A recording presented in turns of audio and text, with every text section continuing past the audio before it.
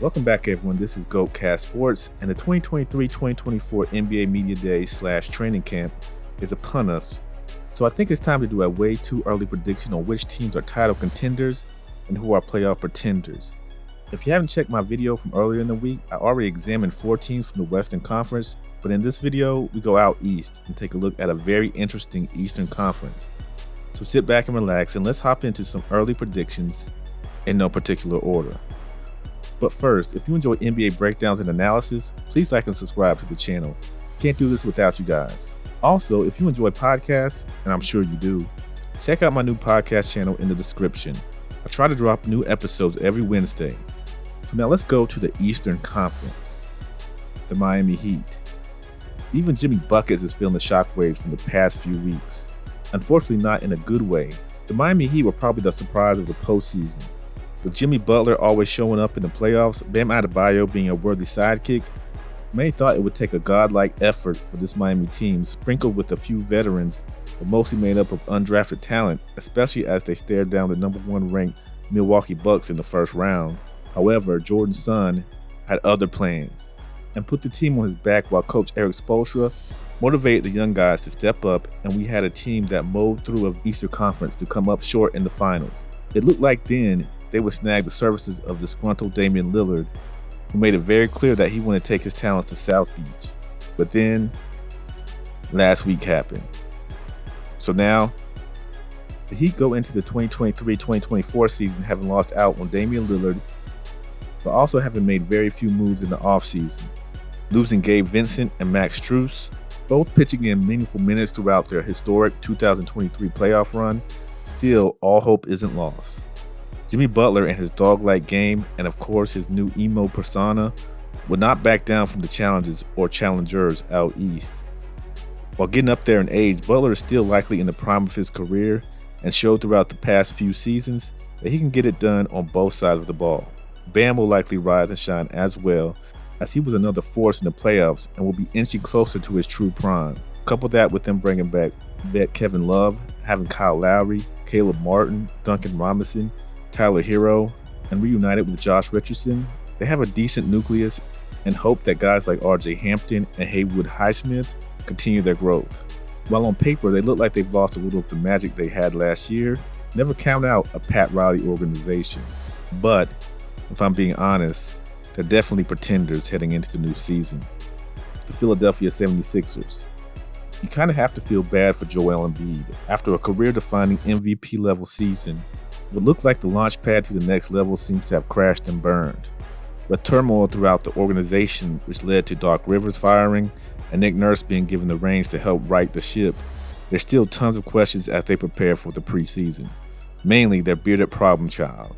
James Harden seems to be spiraling out of the good graces of any NBA franchise, with him coming in out of shape to force trades or making demands that GMs just aren't willing to do with an aging star, who, while still capable of providing quality as a starting member of any team, he has to now realize that his role is going to diminish due to father time and rule changes. So with all of that, there's still going to be a handful in the Eastern Conference, bringing back most of their core and adding Kelly Oubre Jr. into the fold for a solid wing with Patrick Beverley, Mo Bamba, and Danny Green all there to add even more veteran presence.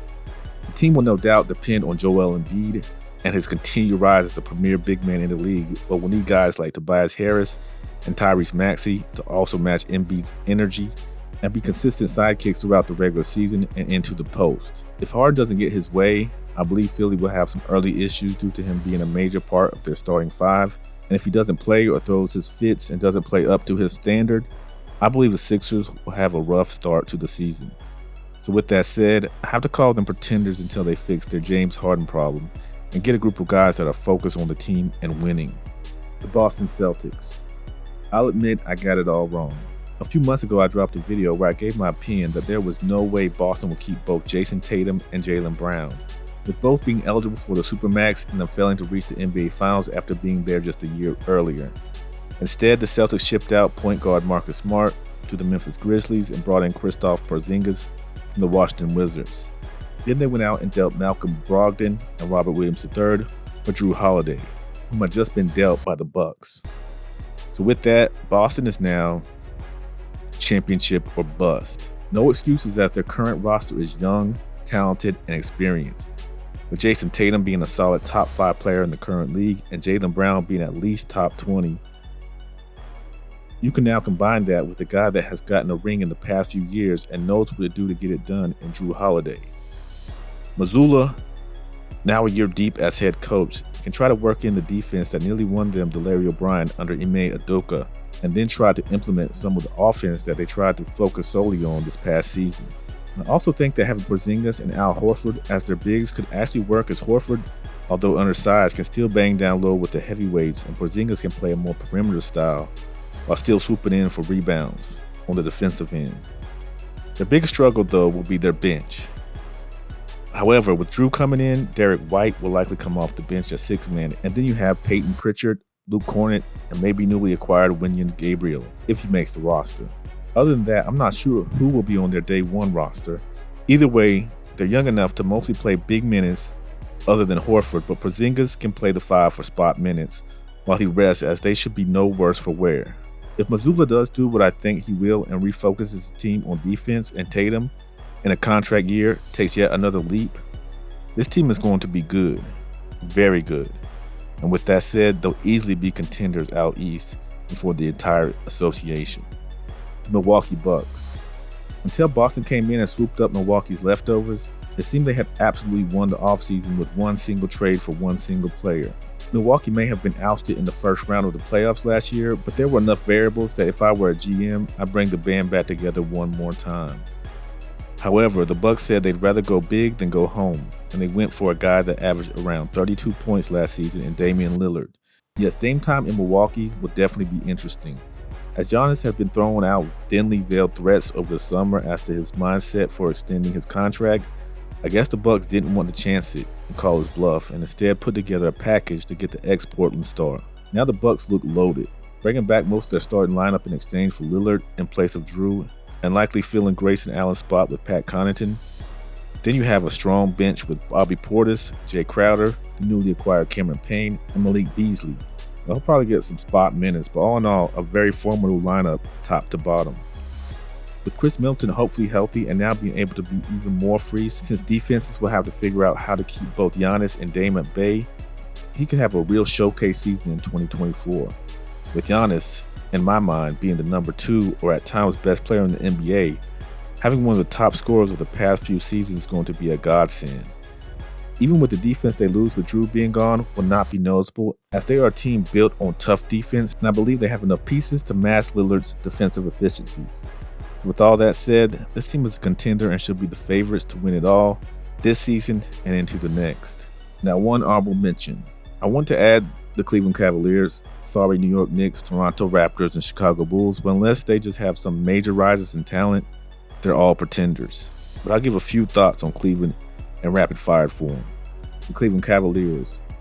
While I was disappointed in their playoff run last year because I called them easily the under-the-radar team that could cause some massive upsets before the playoffs started, and now I will keep that sentiment that they may be on no one's map, but they will get some surprising wins and probably a surprising spot in the Eastern Conference rankings this year. Donovan Mitchell was on fire for them and should carry that into the 2024 season, but he has a great cast built around him with Jarrett Allen, Evan Mobley, Darius Garland, Karis LeVert, Ricky Rubio, Damian Jones, and bringing back Tristan Thompson and adding Max Strus, who, as I said earlier, made a big splash in the playoffs. The problem for them and most East teams is that the top of the East is just too strong, and unless injuries plague those teams, it will be hard for them. So Cleveland, pretenders. So those are my way too early contenders and pretenders for the 2024 NBA season as we prepare for training camps and preseason. Of course, as we've seen, anything can happen in the world of the association, so I could be completely wrong on my assessments, but for now, I'm sticking to them. And if you haven't seen my predictions out west, check the end screen for that link. And as always, if you want to ascend to gold status like number 23, please like and subscribe to the channel. Also, don't miss the newest podcast episode and link listed below in the description as I talk about some of these teams in depth, as well as Dame time in Milwaukee, plus my YouTube short of the week. Thank you guys, and be back soon with more content.